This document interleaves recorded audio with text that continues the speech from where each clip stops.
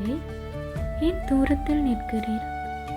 ஆபத்து நேரிடுகிற சமயங்களில் நீர் ஏன் மறைந்திருக்கிறீர்? துன்மார்க்கன் தன் பெருமையினால் சிறுமைப்பட்டவனை கடூரமாய் துன்பப்படுத்துகிறான். அவர்கள் நினைத்த சதிமோசங்களில் அவர்களே அகப்படுவார்கள்.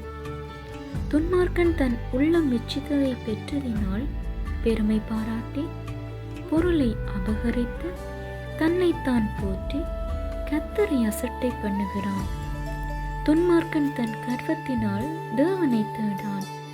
அவன் நினைவுகள் எல்லாம் தேவன் இல்லை என்பதே.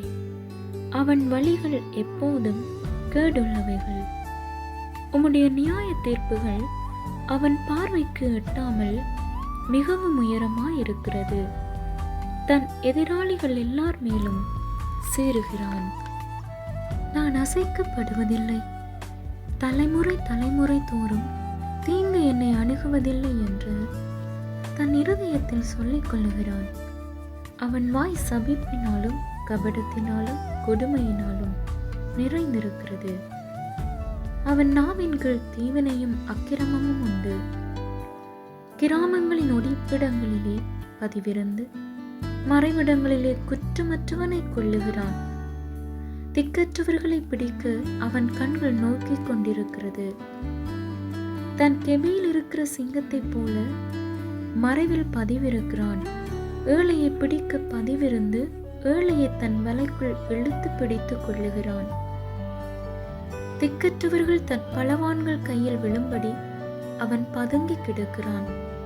தேவன் அதை மறந்தார் என்றும் அவர் தம்முடைய முகத்தை மறைத்து ஒரு காலம் அதை காண மாட்டார் என்றும் தன் இருதயத்தில் சொல்லிக் கொள்ளுகிறான். கர்த்தாவே, எழுந்தருளும். தேவனே, உம்முடைய கையை உயர்த்தும். ஏழைகளை மறவாதேயும். துன்மார்க்கன் தேவனை அசட்டை பண்ணி நீர் கேட்டு விசாரிப்பதில்லை என்று தன் இருதயத்தில் சொல்லிக் கொள்வானேன். அதை பார்த்திருக்கிறீரே. உபத்திரவத்தையும் குரோதத்தையும் கவனித்திருக்கிறீரே. நீர் பதிலளிப்பீர். ஏழையானவன் தன்னை உமக்கு ஒப்புவிக்கிறான். திக்கற்ற பிள்ளைகளுக்கு சகாயர் நீரே. துன்மார்க்கனும் பொல்லாதவனுமாயிருக்கிறவனுடைய புயத்தை முறித்துவிடும். அவனுடைய ஆகாமியம் காணாமற் போகும் மட்டும் அதை தேடி விசாரியும். கர்த்தர் சதா காலங்களுக்கும் ராஜாவா இருக்கிறார். புற ஜாதியார் அவருடைய தேசத்திலிருந்து அழிந்து போவார்கள். கர்த்தாவே, சிறுமைப்பட்டவர்களுடைய வேண்டுதலை கேட்டிருக்கிறீர். அவர்கள் இருதயத்தை ஸ்திரப்படுத்துவீர்.